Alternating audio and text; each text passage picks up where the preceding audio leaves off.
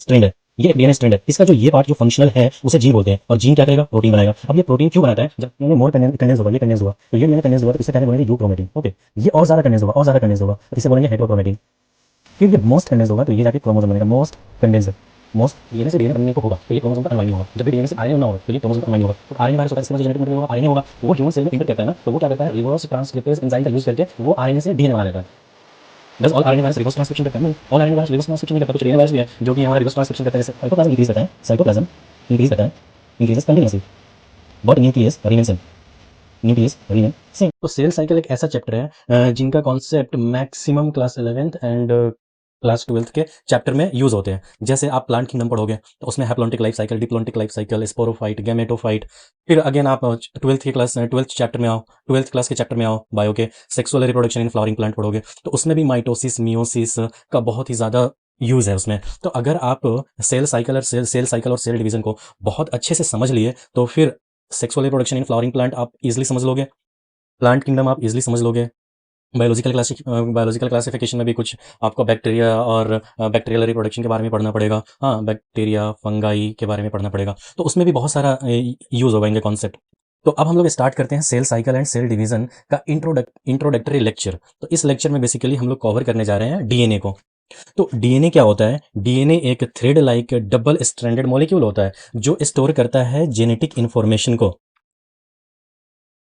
जो कि cellular process and cellular activities के लिए बहुत ही ज्यादा जरूरी है। जो डीएनए इंफॉर्मेशन स्टोर करता है ना, वो एक सेगमेंट में, मींस कहा जाता है डीएनए का वो पार्ट जो फंक्शनल होता है उसे जीन बोलते हैं। तो डीएनए का फंक्शनल पार्ट को जीन बोलते हैं, तो जीन फंक्शनल प्रोडक्ट ही बनाएगा। तो that's why DNA divided into coding, non coding, non coding part, coding part is known as gene, coding part को ही जीन बोलते हैं, और नॉन कोडिंग पार्ट को जीन बोलते हैं। और ये जीन क्या करेगा, जीन एक फंक्शनल प्रोडक्ट बनाएगा। तो आप यहां से क्या समझे कि ये एक डीएनए स्ट्रैंड है, ये एक डीएनए स्ट्रैंड है। इसका जो ये पार्ट जो फंक्शनल है उसे जीन बोलते हैं, और जीन क्या करेगा, प्रोटीन बनाएगा। अब ये प्रोटीन क्यों बनाता है, जब हम सेंट्रल डोग्मा वाला पढ़ेंगे ना, मतलब डीएनए से आरएनए, आरएनए से प्रोटीन, तो उसको देखेंगे। बट अभी के लिए ये देखो कि डीएनए का एक फंक्शनल पार्ट जिसे जीन बोलते हैं वो एक प्रोडक्ट बना रहा है, फंक्शनल प्रोटीन। ओके, तो मेन पॉइंट ये हुआ कि डीएनए थ्रेड है, डीएनए थ्रेड का ये पार्ट जो इनके पास इंफॉर्मेशन है एक्स, ये पार्ट इनके पास इंफॉर्मेशन है वाई, ये पार्ट इनके पास इंफॉर्मेशन है जेड। तो ये जीन 1 हो गया, जीन 4 एक्स, जीन 2 हो गया, जीन 3 हो गया। मीन्स डीएनए थ्रेड पे जो इंफॉर्मेशन प्रेजेंट होता है वो सेगमेंट में होता है, गॉट इट।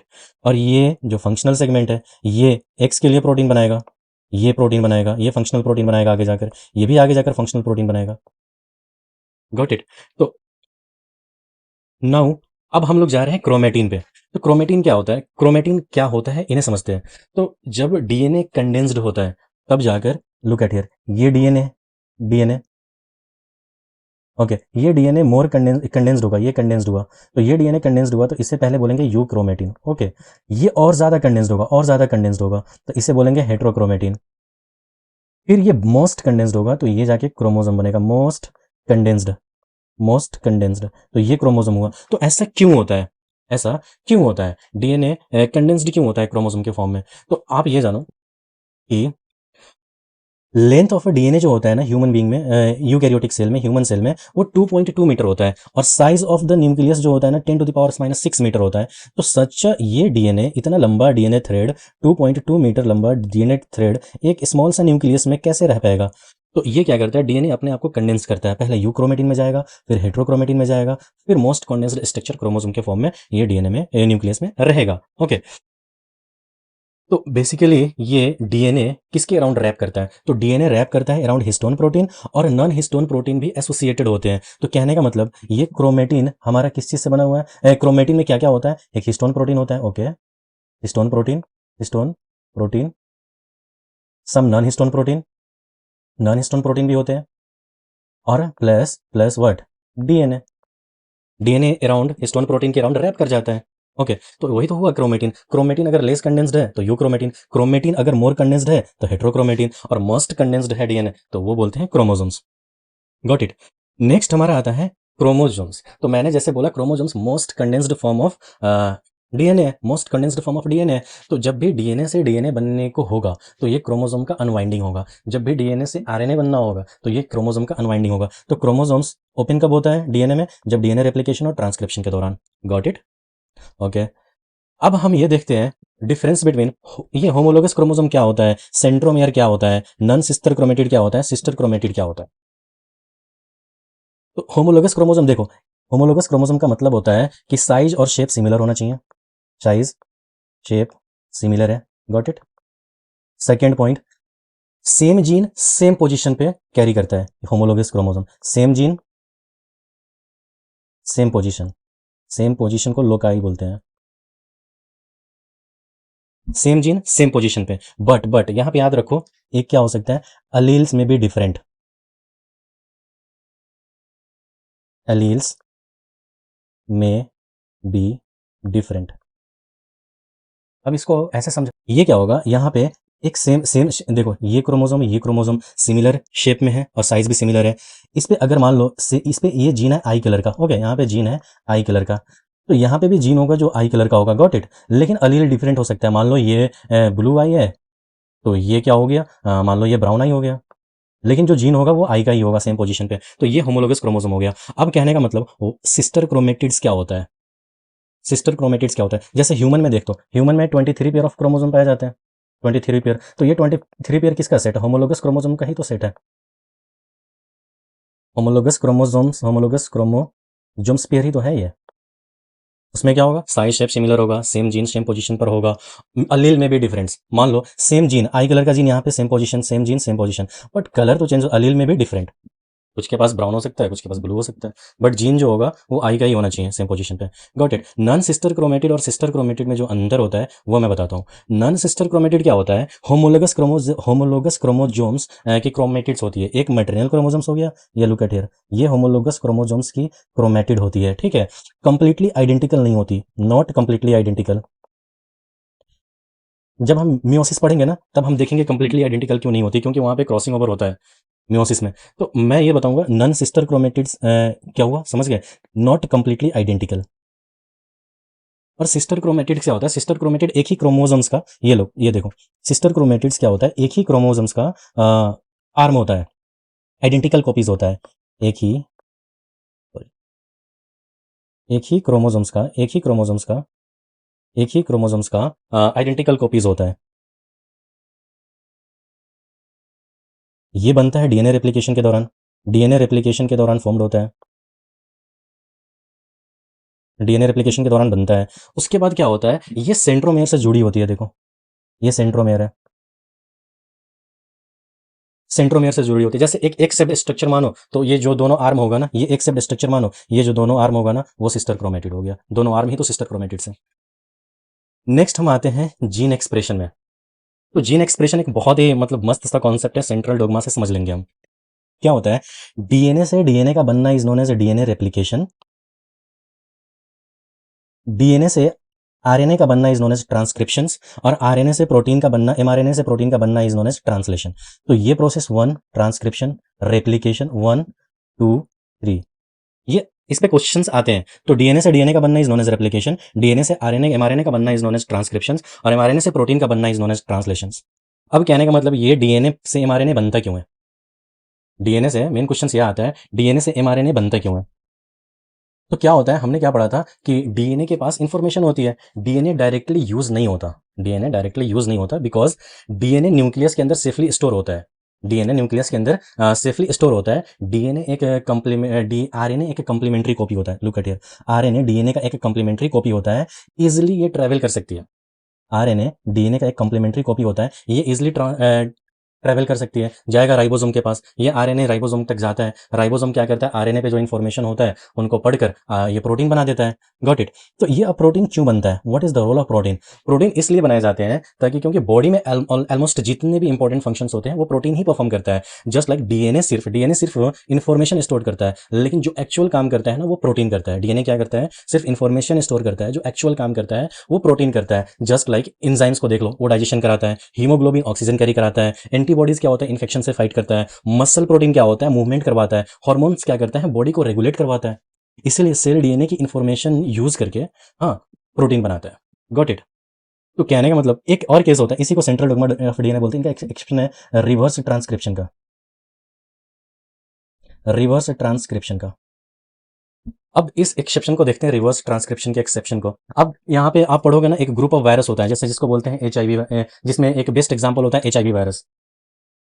एक ग्रुप ऑफ वायरस होता है जिसको रेट्रो वायरस बोलते हैं, उसमें उसमें उसका एक बेस्ट एग्जांपल है HIV virus, human immuno virus.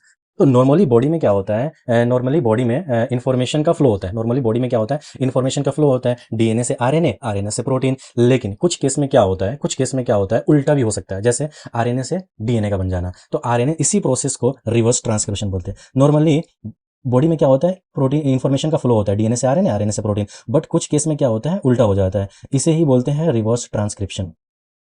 कैसे? एक स्पेशल इंजाइम होता है रिवर्स, कहते हैं उसको, बोलते हैं रिवर्स ट्रांसक्रिप्टेज। एक स्पेशल इंजाइम होता है, enzyme reverse transcriptase, transcriptase, reverse transcriptase. तो ये एंजाइम, ये आरएनए को पढ़कर डीएनए बना देता है। ये एंजाइम क्या करता है, आरएनए को पढ़कर उनसे डीएनए बना देगा। तो एक एग्जांपल होता है रेट्रोवायरस। ओके, इसका बेस्ट एग्जांपल हो गया एचआईवी। ओके, तो एचआईवी क्या करता है, एचआईवी एक आरएनए वायरस होता है, आरएनए वायरस होता है। इसके बाद जो जेनेटिक मटेरियल होगा, आरएनए होगा, वो ह्यूमन सेल में इंटर करता है ना, तो वो क्या करता है, रिवर्स ट्रांसक्रिप्टेज एंजाइम का यूज करके वो आरएनए से डीएनए बना लेता है। फिर क्या करता है, और ये वायरल डीएनए ह्यूमन डीएनए में इंसर्ट हो जाता है। इसलिए एचआईवी डेंजरस होता है। तो ये जो रेट्रोवायरस का एक बेस्ट एग्जांपल है एचआईवी वायरस, इसमें होता है रिवर्स ट्रांसक्रिप्टेज। और बहुत सारा लेबोरेटरीज में, बायोटेक्नोलॉजी में हम लोग कंप्लीमेंट्री डीएनए बनाते हैं ना, फ्रॉम मैसेंजर आरएनए से। तो ये भी हो गया। एक तो क्वेश्चन आता है, क्या जितने भी आरएनए वायरस होंगे, डज ऑल आरएनए वायरस जिसके पास आरएनए जेनेटिक मटेरियल होगा, all RNA virus reverse transcription करता है?